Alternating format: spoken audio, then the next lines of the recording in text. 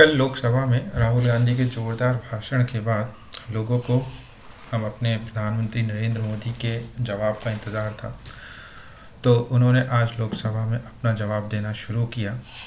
हम इस वीडियो में एक छोटा सा क्लिप देखेंगे जिसमें प्रधानमंत्री जी ने जब कांग्रेस और विपक्षी गठबंधन, जिसको ये लोग आई इंडिया नाम दिया है, उस पर जब इन्होंने प्रहार शुरू किया अपने जवाबों से, मैक्सिमम अपोजिशन पार्टीज़ ने संसद से वॉकआउट कर दिया। इसको देखकर तो यही लगता है कि इनको बस सुनाने की आदत है, सुनने की नहीं। तो आइए देखते हैं ये क्लिप। Thank you.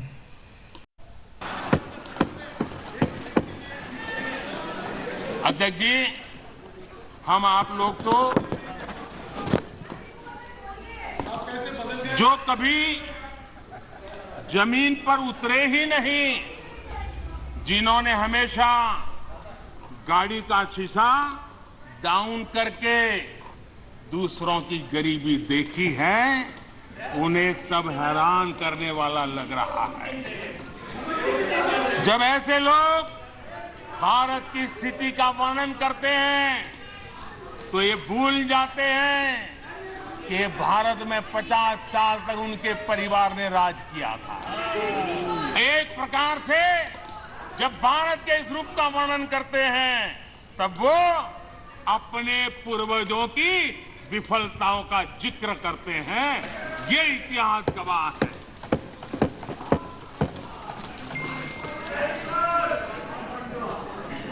और इनकी दाल गलने वाली नहीं है, इसलिए नई नई दुकानें खोल करके बैठ जाते हैं। आदरणीय अध्यक्ष जी,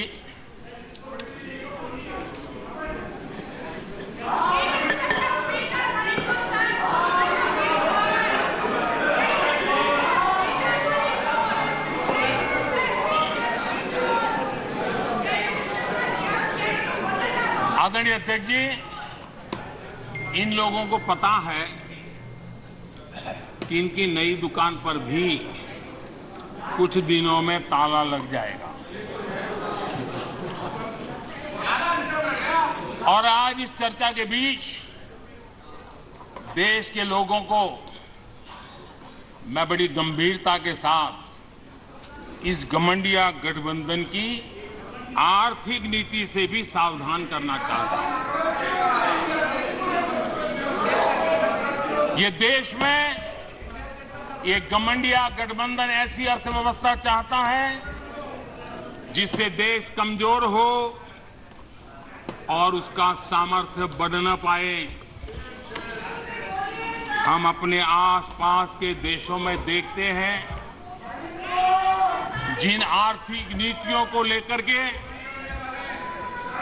कांग्रेस के और साथी आगे बढ़ना चाहते हैं, जिस प्रकार से खजाने से पैसे लुटाकर वोट पाने का खेल खेल रहे हैं, हमारे आसपास के देश के हालात देख लीजिए, दुनिया के उन देशों की स्थिति देख लीजिए।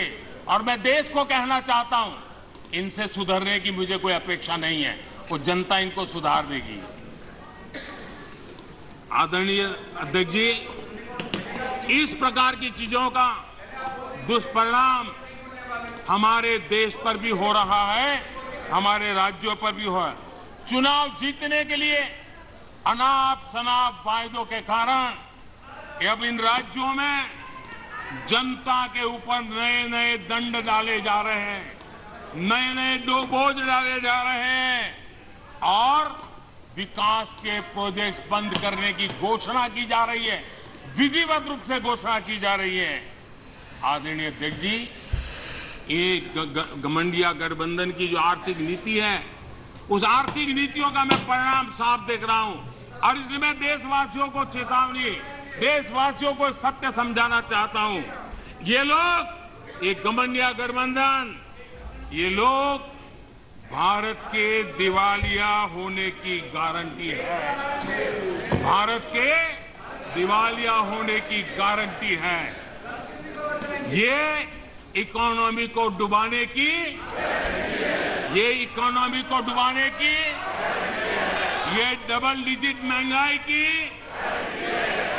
डबल डिजिट महंगाई की, ये पॉलिसी पैरालिसिस की, ये पॉलिसी पैरालिसिस की, ये अस्थिरता की, ये अस्थिरता की, ये करप्शन की, ये करप्शन की, ये तुष्टीकरण की, ये तुष्टीकरण की, ये परिवारवाद की, ये परिवारवाद की, ये भारी बेरोजगारी की, ये भारी बेरोजगारी की, ये आतंक और हिंसा की, ये आतंक और हिंसा की, ये भारत को 2 शताब्दी पीछे पहुंचाने की गारंटी है।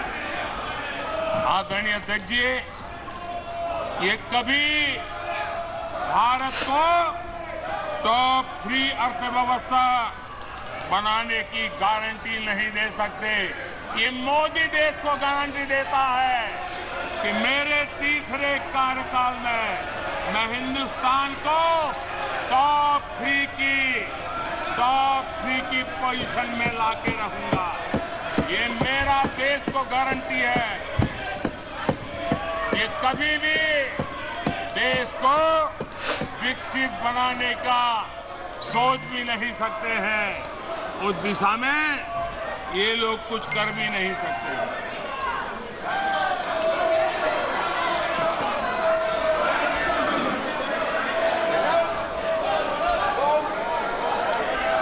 आदरणीय अध्यक्ष जी,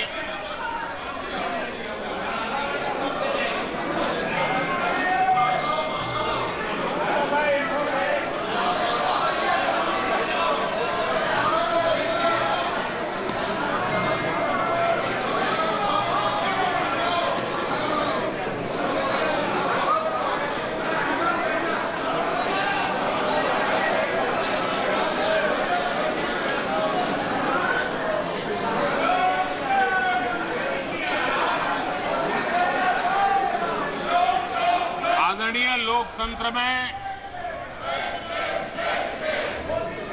जिनका भरोसा नहीं होता है वो सुनाने के लिए तो तैयार होते हैं, लेकिन सुनने का धैर्य नहीं होता है।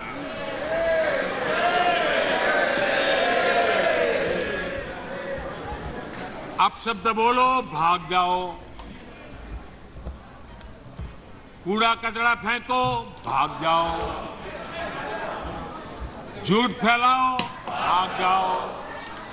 यही जिनका खेल है। ये देश इनसे अपेक्षा ज्यादा नहीं कर सकता है। अगर इन्होंने गृह मंत्री जी की मणिपुर की चर्चा पर सहमति दिखाई होती तो अकेले मणिपुर विषय पर विस्तार से चर्चा हो सकती थी, हर पहलू पर चर्चा हो सकती थी और उनको भी बहुत कुछ कहने का मौका मिल सकता था, लेकिन उनको चर्चा में रस नहीं था। और कल अमित भाई ने विस्तार से इस विषय की चीजें जब रखी तो देश को भी आश्चर्य हुआ है कि लोग इतना झूठ फैला सकते हैं, ऐसे ऐसे पाप करके गए हैं लोग। और उन्होंने आज जब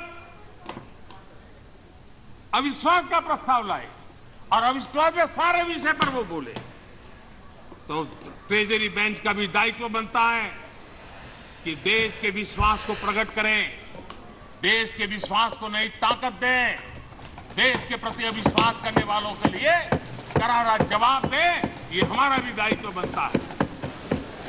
हमने कहा था अकेले मणिपुर के लिए आओ, चर्चा करो। गृह मंत्री जी ने चिट्ठी लिख करके कहा था, उनके विभाग से जुड़ा विषय था, लेकिन साहस नहीं था, इरादा नहीं था और पेट में पाप था, दर्द पेट में हो रहा था और फोड़ रहे थे सर। इसका ये परिणाम था।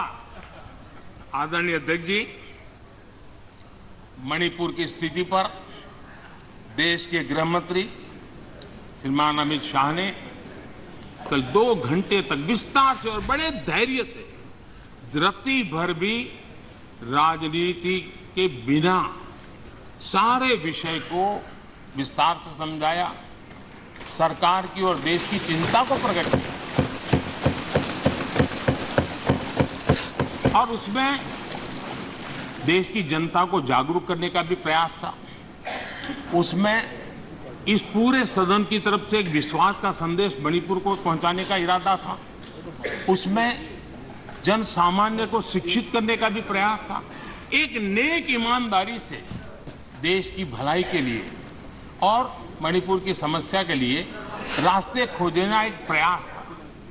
लेकिन सिवाय राजनीति कुछ करना नहीं है, इसलिए इन्होंने यही खेल किए, यही स्थिति किया।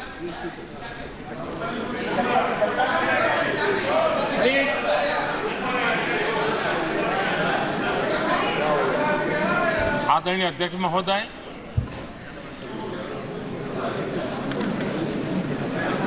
कल वैसे विस्तार से अमित भाई ने